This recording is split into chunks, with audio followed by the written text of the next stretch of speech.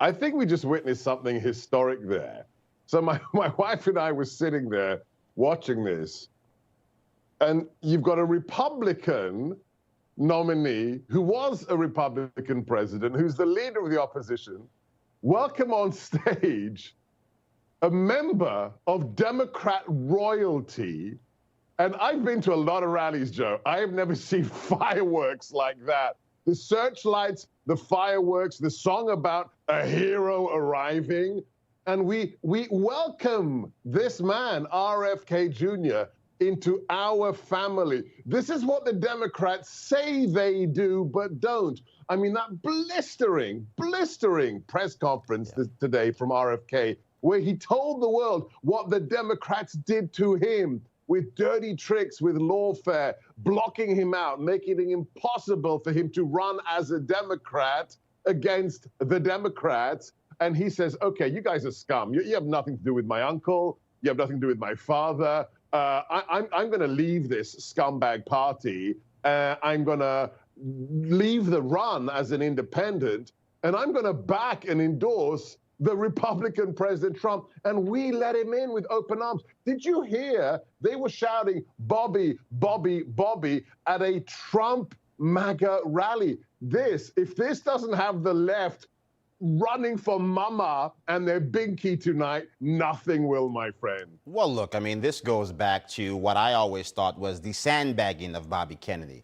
Going back to when all of a sudden there were these leaked reports that Bobby Kennedy was trying to engage in some grotesque quid pro quo. There goes that word again, being thrown around by the folks in mainstream media, because I believe they saw this was coming. And they have no one to blame but themselves. Again, you make the point. This is a man whose family name has been etched into the actual fiber of the Democratic Party, basically run out of town. But he wasn't the only one. They ran Cornel West basically out of the party. They made it impossible for anyone to run. Dean Phillips, perhaps the only Democrat with any sense and a spine to simply say Joe Biden is not up for the job. And so now all the voting was done.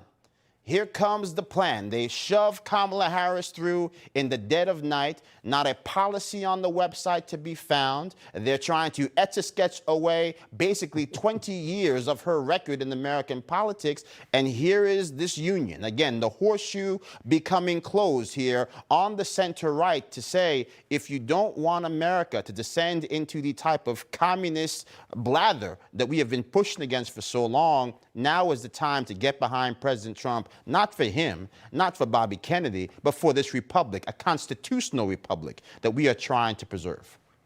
Yeah, I'm going to use that etch-a-sketch. I love that. You're betraying your age there with that description there. Look, this is amazing. Why? Because look, there you go. That imagery. Just look at that. Yeah. That's a Kennedy being welcomed at a Republican convention by the leader of the opposition. I don't want to, paint the devil on the wall. I don't want to tempt fate. The president is a very superstitious man. I know this. I spoke to him recently. But this individual, RFK Jr., could be the Ross Perot to Kamala Harris.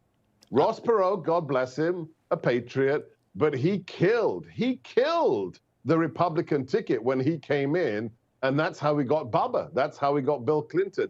This man could be the Ross Perot to Kamala Harris. And let's just be very clear about this. Let's take party politics out of it. What did we witness tonight? We witnessed the fact that our side, the good guys, we are open to any patriot, irrespective of what stripe they are, where they come from, their skin color, what party they were a part of. If you love America, look, I have a lot of disagreements with JFK, with RFK Jr.